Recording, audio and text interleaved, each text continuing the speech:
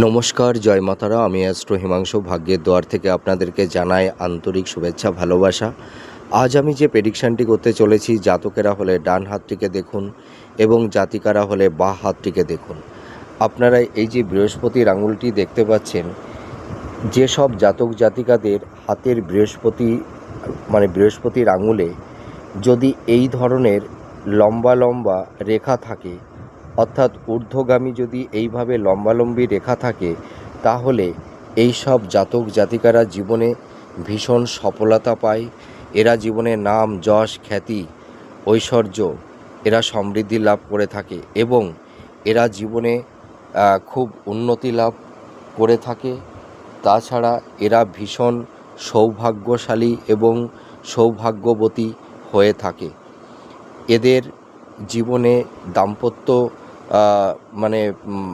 সাংসারিক জীবন সব কিছুই এদের ভালো হয়। আপনারা মিলে দেখুন। জয় মাতারা।